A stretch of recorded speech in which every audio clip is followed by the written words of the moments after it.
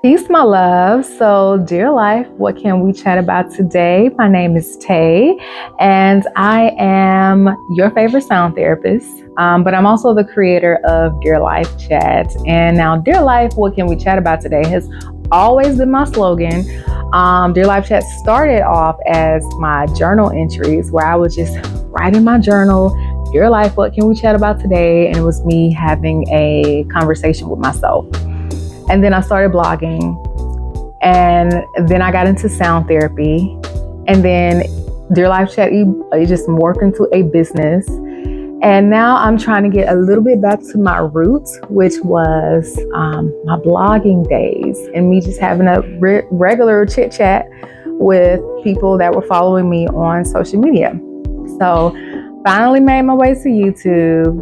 It's really not my thing to be in front of the camera, even though a lot of people say I'm a natural. I guess, girl, I don't know. We're going to see how this works. If not, then you're going to start hearing me narrating videos or doing some ASMR. I don't know. But we're going to try this out and see what happens. So this platform is going to be a lot of me educating about, holistic health, sound therapy, but of course, me sharing a lot of my personal dear life, more in long form videos that I can't really post on Instagram and TikTok. And so let's just break down my other social media platforms. If you're not following me there, you can. If you're coming from there over here, hey. So my TikTok community, now TikTok's a little different, honey. It's a different algorithm over there. So if you want to see spiritual content, me being my goddess self, because I am the juju, you can get all my spiritual content on TikTok, as well as sound therapy and just, whatever I want to talk about that day, whatever I want to chat about for the day. And Instagram is more of my community. Whereas on Instagram, I really know pretty much all of my followers on Instagram. I've either met them at some of my events or my retreats, or they're actual personal clients of mine. So Instagram is my longest platform. I've been on there the longest. And Facebook, they don't really talk back to me on there. Facebook is just there just to be there. And don't follow me on Twitter because I be talking trash on Twitter. So don't come over there. You stay here, okay? This right here. All right, cool.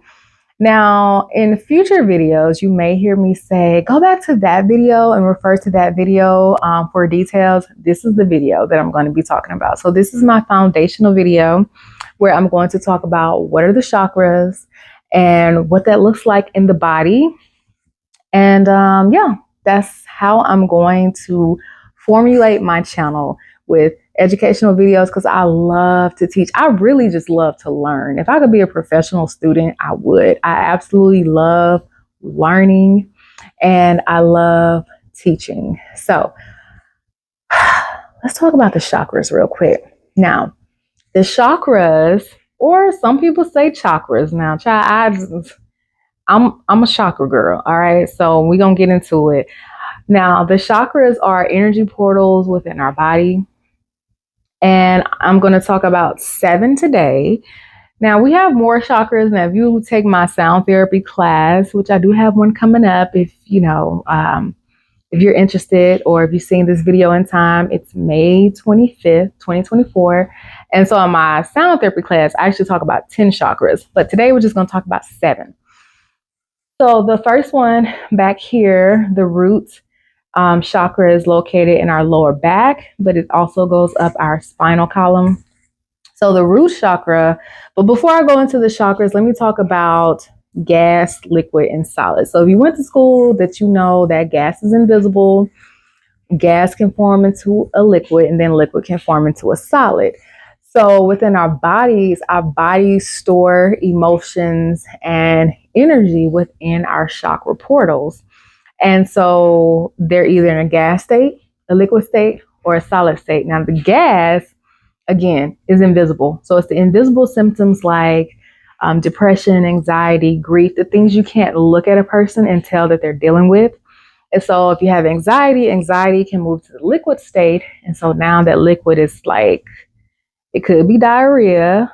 I hate to use that example, but that's really the best example I can use because anxiety can really mess with your stomach. And so then it can form to the liquid. And then if you're not careful long term, you can start seeing things like polyps and cysts and tumors and things. And that's the solid phase of the anxiety that has progressed and progressed and progressed. All right, cool. Let's talk about the chakras. All right, so the root chakra is the base of your spine, and that is where the root of you, your foundation. So think about the roots of a tree, and the roots are below the surface. So what makes up the root of you? So the root chakra is where all of the emotions related to home life, even memories of our childhood home life and finances, stability, the things that make you feel secure, rooted, and grounded. So the root chakra imbalances can eventually move to being lower back pain. So if your root is blocked, you'll most likely know if you have lower back pain. Now, the sacral chakra is our private area. And so that's where your creativity is, your passion. It's where all the creative juices form. All puns intended. All the creative juices, honey. Yes, all up in here. But an imbalanced sacral could look like not wanting to be intimate or not wanting to connect to yourself or to your partner.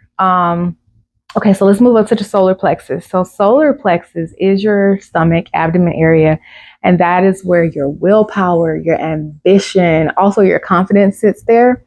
And it could manifest into digestive issues. So for example, let's say you have an issue with self-confidence and you're very nervous and you get butterflies in your stomach. That's a solar plexus imbalance. All right.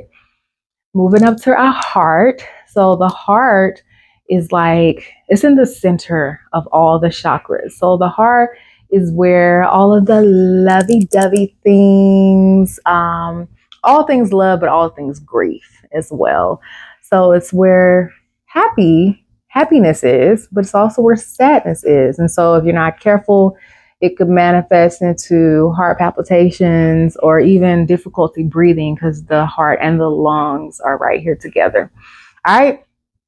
Throat. So the throat chakra is how you communicate, but also how you listen. How well are you a good listener? Like, are you a good listener or are you just waiting for the other person to stop talking so you can put your 2 cents in? So that's the throat chakra. It's also all things ear, nose, and throat. So if you think about children who get earaches all the time, it's because they have a throat chakra blockage because they can't communicate, especially babies. When babies get earaches all the time, they have a throat chakra blockage because they can't verbalize what it is they really want to say. So just food for thought for the new moms. Now, third eye, or we call it the first eye. So the third eye chakra is your intuition. And then the crown chakra, which sits above your head, is your connection to your higher source, your higher power, and your higher self. So both third eye and crown work really well together as they communicate to each other. So physical imbalance of either of those could be headaches, even hair loss, especially with the crown chakra, it could be hair loss. But anything dealing with the head. So that's pretty much the basics of the chakras. And the chakras really pretty much control everything in reference to us. And so with the chakras, again, if anything is off balance, you will pretty much know with some type of physical response within the body. But I will share in future videos what the chakras look like in real time, actively opening and actively closing. But we'll save that for another video. Again, my name is Tay, and I would appreciate if you would either share this video, like this video, comment on the video, any other videos or content or topics that you would like for me to share. and I will try my best to upload these videos in a timely fashion. My goal is to try to do a video a week, but we'll see how it goes. Peace, love, and light.